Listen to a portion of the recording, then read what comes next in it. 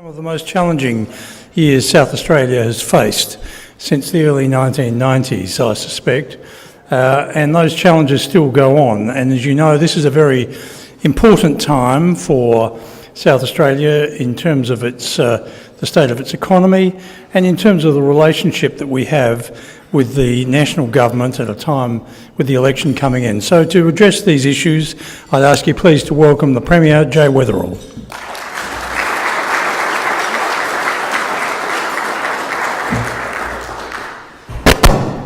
Thank you, Stephen, and can I acknowledge Mr David Egan, President of the Rotary Club of Adelaide, the Honourable Sir Eric Neal, former Governor of South Australia, and can I also acknowledge and pay my respects to John Morfitt, designer of the Festival Centre, but really I think an important contributor to the shape and fabric of South Australia, and we mourn his passing.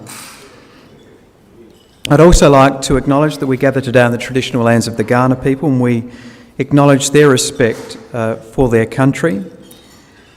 And can I say it's an enormous honour to be here to address what I understand is the second biggest Rotary Club in Australia, with an extraordinarily long and venerable history.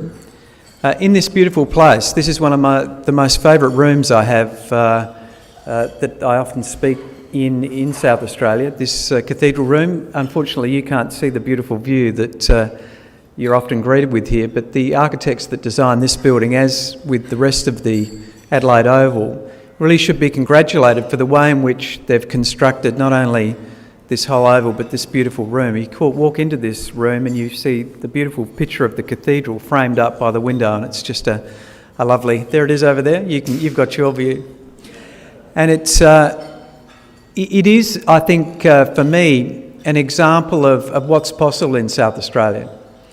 And I think, in a way, this whole building, this whole redevelopment process represents a point of cleavage in South Australia between, if you like, the old and the new, the past and the future.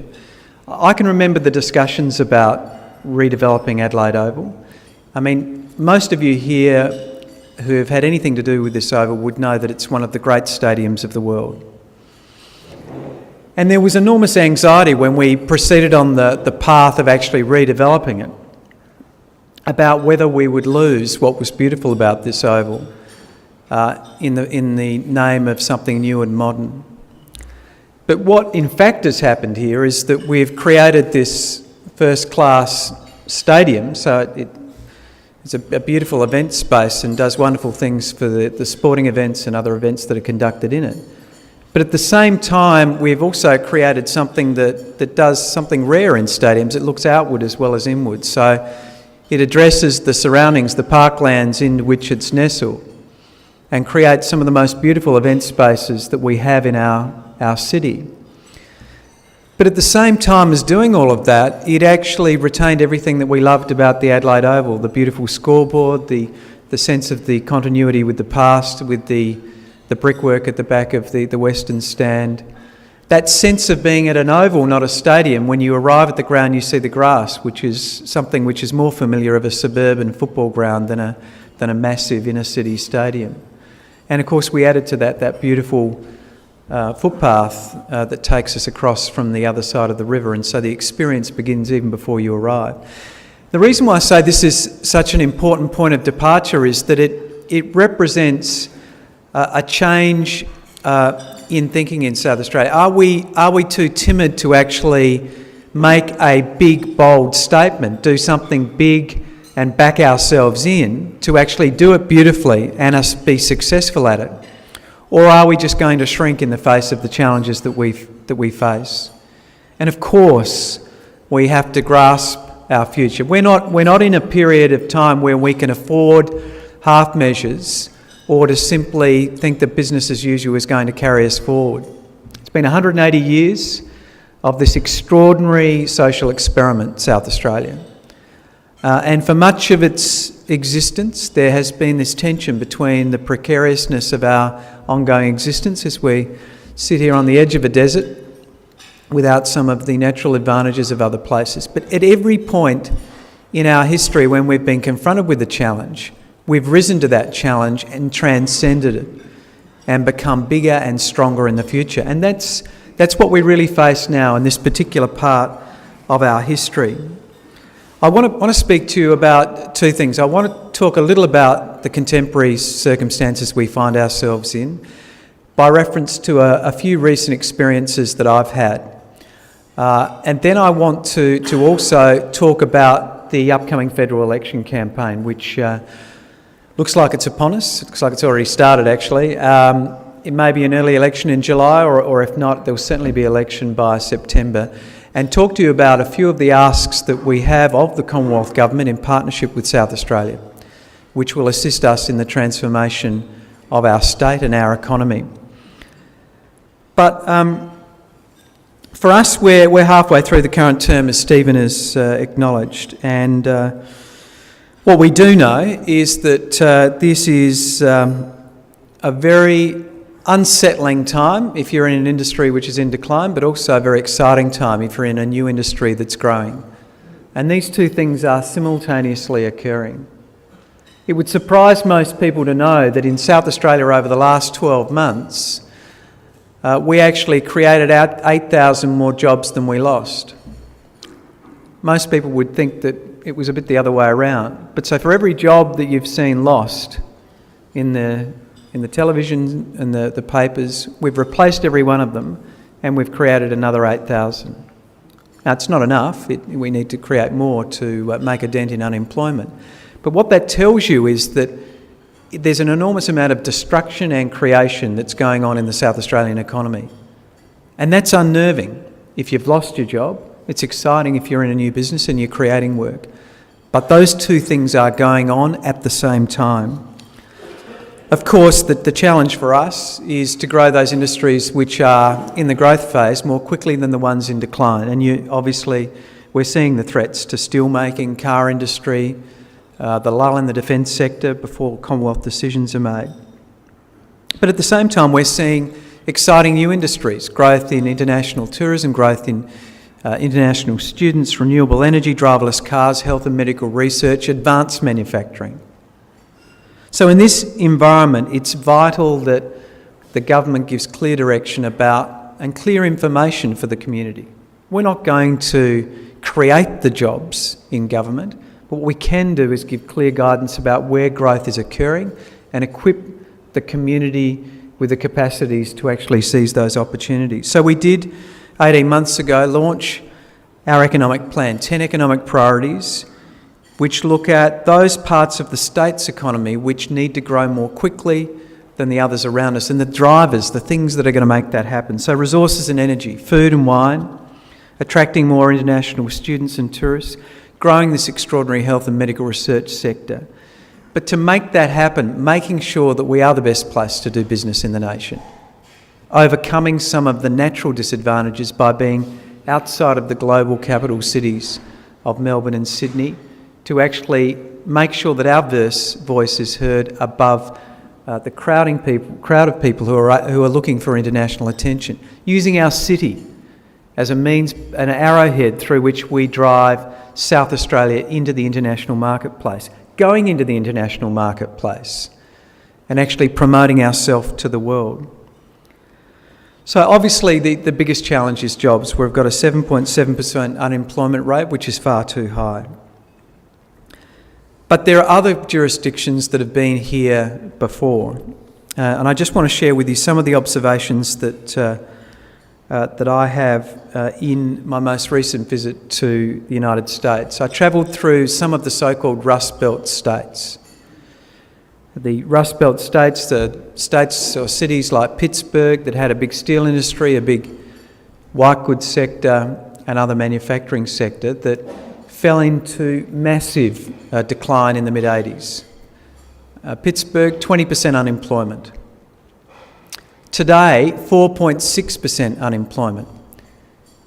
And 23% of every job in the Pittsburgh economy in the high-tech sector, creating about 30% of the wages in Pittsburgh.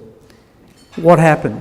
Well, what they did is they took the skills and capabilities that existed in the old manufacturing sector And they partnered with universities using the skills and technologies that exist through their academics, the ideas that emerged in those sectors, took those ideas and found business opportunities for them and connected them up with entrepreneurs, used a venture capital industry to create those businesses and nurture those businesses, created a city environment, an urban form that attracted people that wanted to be part of this, created the spaces that were necessary to make that collaboration occur.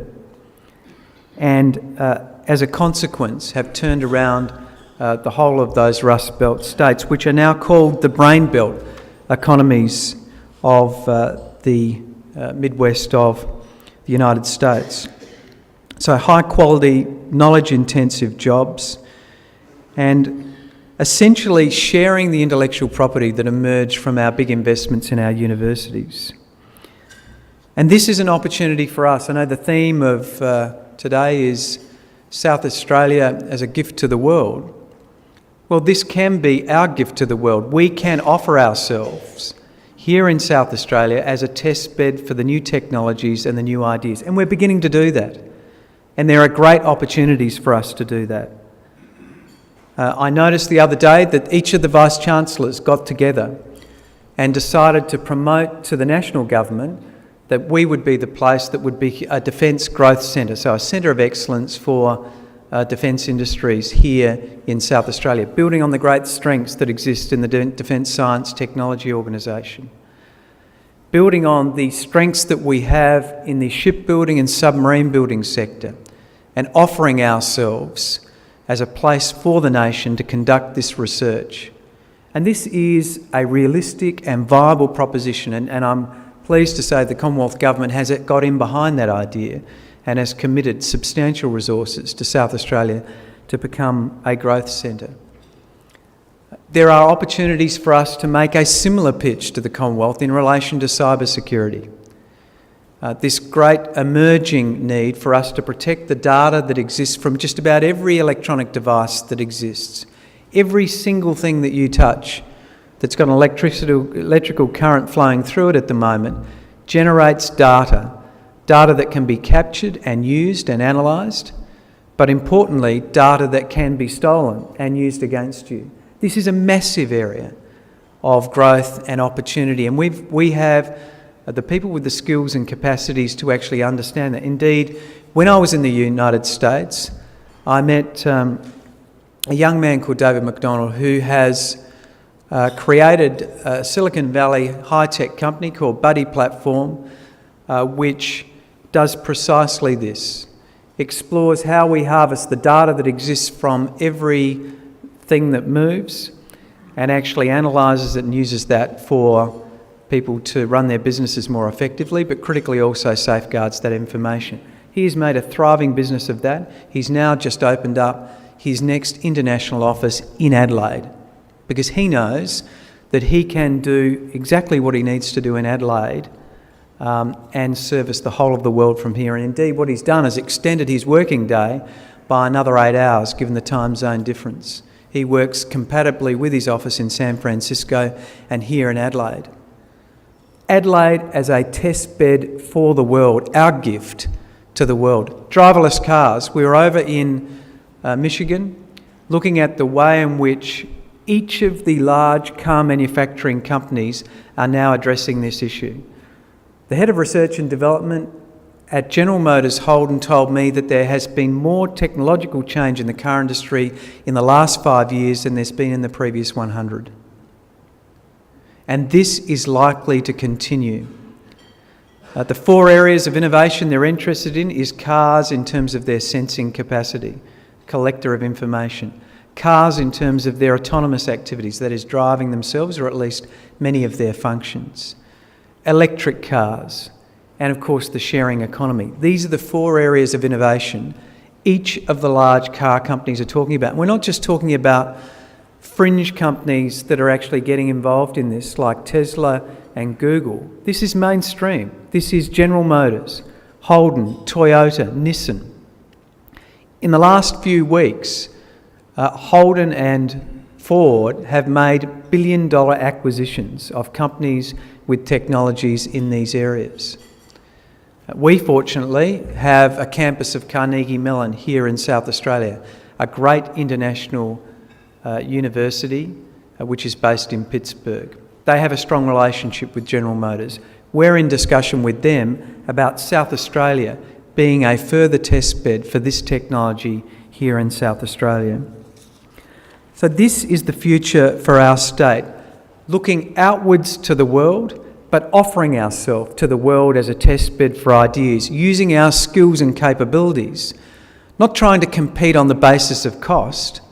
The old Playford model is dead and buried. Cheap land, cheap labour, cheap electricity, that was our competitive advantage in the 30s, 40s and 50s. Those are not the basis on which we are going to compete in the international marketplace. It will be high technology, high value. That is the way in which we are going to make our place in the world. It will be using our brains, not the strength of our arms, which are going to create the jobs of the future. And there'll be plenty of flow-on work. There'll be plenty of work for logistics companies. There'll be plenty of other work that will flow from this knowledge economy. We also need to be honest with ourselves about our size and where we sit in the world. For the first time in the history of this planet, this particular place is in the right place. The largest and fastest growing sectors of the world economy are on our doorstep. They're not on the other side of the world. They're in Asia, they're in the Indo-Pacific area. This is a massive opportunity for our state. That's why we've lent so hard on our relationship with China. But these things don't flow automatically. People are fond of saying in South Australia that China is our largest trade partner. Well, the problem is 120 other countries can say the same thing. So we need to be out there competing and using a point of difference. One important point of difference is that we have enjoyed a sister state relationship from a visionary former Premier of South Australia established in 1986, John Bannon. Our sister state of Shandong is celebrating that relationship with us this year, and it deepens and deepens every year. Next Monday I'll be travelling to Shandong, delivering the largest single delegation of companies and organisations that we've ever taken overseas. The companies won't be simply there to chat to people and gain a general idea of the market. They're what we're calling export ready, people that we've been working with so that they're in a position to do deals and come back with results. And I'm confident that there will be substantial economic benefits for our state. On this topic of South Australia as the gift to the world, there is one further very substantial debate that we are pursuing at the moment. We're endowed with the nation's largest reserves of uranium. We have one of the largest uranium deposits in the world. We export to the world. The world is facing a massive challenge of global warming. It is likely that while there will be substantial gains made in renewable energy, the world will still need a substantial demand for baseload power. And the world is solving that problem at the moment with coal-fired power stations, which is dramatically adding to the challenge of global warming. We have an opportunity to explore whether we can be a part of that nuclear fuel cycle, and that is why we've established the Royal Commission. It's chaired by former Governor Kevin Scarce, who's undertaking the most thorough analysis, drawing on experts from around the world to assist us in coming up with a foundation of factual knowledge which will allow us to make decisions about our future. His preliminary findings indicate that there is a massive demand and appetite for a secure, politically stable place to store nuclear waste, and that the most conservative estimates are that this could yield $5 billion of revenue per annum. And leaving aside the technological transfer that would exist by creating a sector of this sort and becoming a centre of excellence in the nation and the world. So, ladies and gentlemen, we are in a time of great excitement and great change, but it is unnerving for those people that have been deleteriously affected by that change. I want to talk a little about our relationship with the federal government, because we are on the eve of the federal election. I have distributed to you on your tables a series of partnership opportunities with the Commonwealth Government that I just want to touch on and mention a few of today, because they're, I think, important opportunities as we confront this this federal election campaign. Obviously, a very strong and substantial issue is the one I've identified at the top, which is a strong shipbuilding and defence sector. The Commonwealth have a massive decision to make about future submarines. The choosing of 12 new submarines to be based here in South Australia provides us with exactly the sort of high-tech jobs that I spoke about, which are going to be the future of our economy. We're also in a very substantial discussion which will have its come to a climax on Friday, when the heads of all state and territory governments come together at a COAG meeting to discuss the future of health and education funding. I have been a very vocal critic of the federal government's $80 billion cuts to health and education. But I also come to that debate as a realist. The Commonwealth budget is in worse shape than ours. And so we don't come to this equation with just a series of problems, we also come with solutions. And so that's why I opened up the debate about GST. That's why I believe that a more secure solution to the future of funding for our health system in particular is for the states to get a share of income tax, not to raise its own rates, but to get a fixed share of the Commonwealth tax take in terms of income. We think they are critical issues to secure the future of our citizens and the well-being of these most important public projects, the health and education system. We have some near-term challenges. The future of Arium and steelmaking at Whyalla. And I was pleased to see the Commonwealth accepted the South Australia's government's suggestion of bringing forward a series of rail projects of the Australian Rail Track Corporation to purchase steel from Arium to give them a fighting chance at survival. But we also have put to the Commonwealth two important standalone projects that I want to touch on today, because they are, I think, absolutely vital and speak to two incredibly exciting areas of the South Australian economy. The first is to replicate the South Australian Health and Medical Research Institute building, that extraordinarily beautiful piece of architecture, and create a second building to house the nation's only and the Southern Hemisphere's first proton therapy unit. A proton therapy unit is a means of treating cancer which is so precise it means that it doesn't damage the healthy cells surrounding it. Interestingly, the technology that was actually at the heart of a proton therapy unit was designed by the Bragg father and son team here in Adelaide at the turn of the last century. It's a South Australian idea, a South Australian technology, which is now saving lives around the world.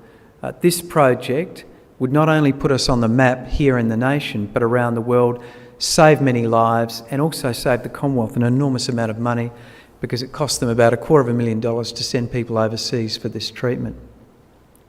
The second project that I want to touch on is an important Northern Plains agribusiness project, which is essentially about recycling water, taking it all the way up from Two Wells through to the northern regions of our state to fuel our food and beverage sector. We have one of the great offerings to the world in terms of premium food and wine.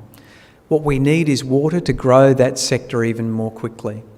We have a proposal, we're putting it to the Commonwealth, we want their partnership, and we think that these two projects, along with the others that we've mentioned on this list, would make a massive difference in the transformation of the South Australian economy. So I'd like to invite you to assist us in making the case to the Commonwealth that we are facing challenges here in South Australia. We're prepared to take responsibility for our own future. We're prepared to take bold steps. We're prepared to invest in our future. What we need is a willing Commonwealth partner. And I think South Australia will be able to determine its own destiny and make the next 180 years even more brighter than the previous. Thank you.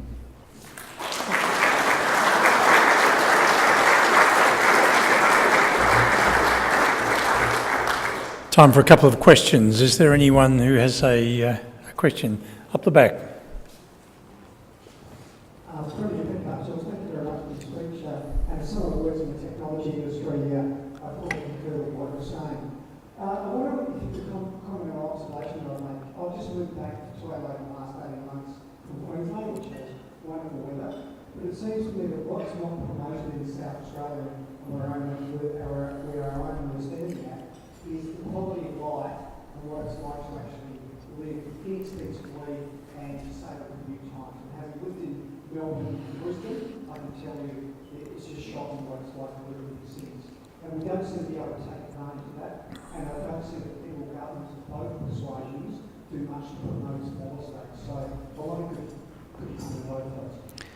Yeah, look, it's a really interesting question, and it does, it is irritating to see really the reputation we have in the nation. We have to be honest with ourselves about the reputation we have in the nation. It's not good. The top of mind view about Adelaide is that it's boring if it's thought of at all. So it doesn't necessarily have any cut through. That's the first thing. But to the extent that it does, people would regard it as not very much happens here. And I think we've been content to let that happen because we said, well, we're happy, bugger you sort of thing. But we can't afford to have our reputation trashed in that way because it is an international marketplace and people do talk and they talk us down. Now, we're doing what we can. I mean, the whole brand SA thing is really about trying to talk up positive stories of South Australia and create an image of South Australia to the world. It does a lot of work in promoting positive stories. There's a thing called The Lead, which is an online idea which promotes positive stories about the state. And in the last 2 years, we've spent $70 million in new funding in relation to the tourism sector, tourism and international students, but the lion's share of it is tourism. And most of that is going interstate and overseas, so we won't see that on our screens. But there's a long way to go, I agree with you. I mean, the only tension I have is that if you promote, this is a great place to live. Some people would say it's an easy place to live. But, there's a tension between easy and exciting. We don't want it just to be easy. We want it to be edgy as well. We want it to be a place where kids want to actually stay here and not go interstate or overseas for an exciting experience. So that's what we're trying to do with the city, to actually liven the city up so that it is a great place to live. But you need more than a great place to live, you need a great job. And otherwise people are going to shoot through and find those great jobs. So that's what we've got to do, is create those great jobs. Chris Missionmore. Sorry, Albert. Mary, we've had 4 Prime Ministers in 5 years federally in the Commonwealth. Do you believe that we've got to go to the Commonwealth for some of our projects, which are the very word which you spoke about? How is it possible for us to do that when we've had 2 Prime Ministers every 3 years and potentially, in other words, the terms are too short? What do you believe? Do you believe we should have a 4-year term, and do you believe that we should have a fixed term for the Prime Minister? Absolutely. I mean, it's the last words I said to Tony Abbott before he got his head chopped off. He was in Adelaide delivering us $1 billion project, which I was very grateful for, the Northern Connector.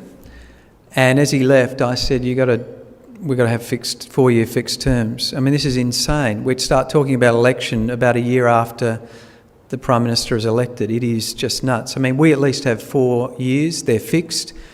It means that there's no incentive to campaign or to guess what the election is. I think it's a massive issue. I think it's probably the single most important reform the Commonwealth could engage in.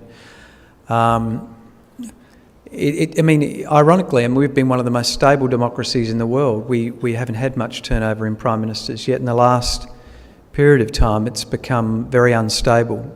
And there's a long 20-minute answer to that question, but I think the single most important thing is the lack of a fixed 4-year term. I think it's a really important idea. You should call for it. Somebody should promote it. I will. I'll back you in.